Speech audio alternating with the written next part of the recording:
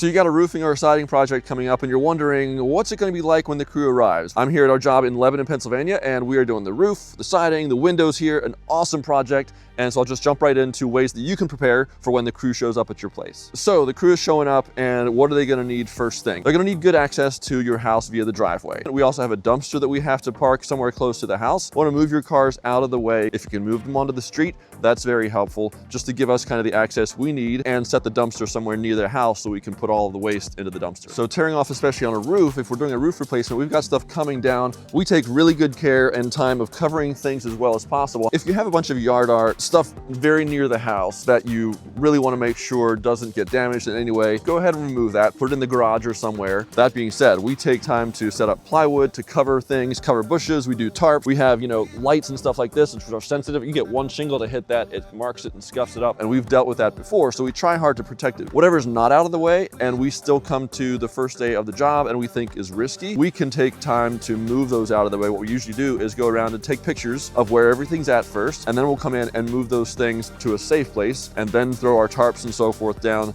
to make sure that we're all covered up. Another good thing is to cut your grass right before the roof job happens if possible. That makes it easier for us to find nails. We're dealing with thousands of nails throughout the project, and finding them gets easier if the grass is shorter. Just a simple practical point, if you can, cut the grass short a day before the job. So let's say you work from home and you got a Zoom call scheduled at noon, or maybe you have a baby and they need to take a nap at 2 o'clock in the afternoon, or you got let's say a neurotic dog is just really sensitive to noise.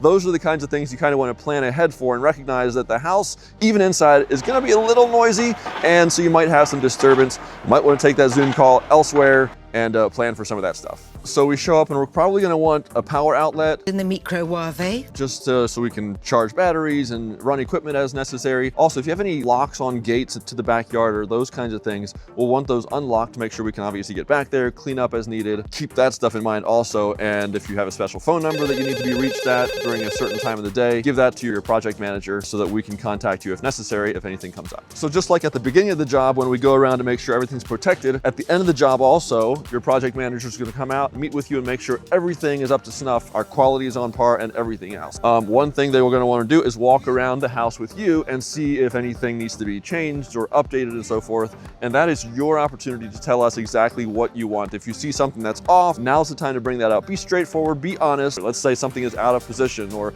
you notice a nick on the siding or something like that. Whatever it is, your favorite bush is damaged. This is the time to bring those kinds of things up to our project manager, because at the end of the day, we want it to be completely finished the way you want it and you to be happy with the result.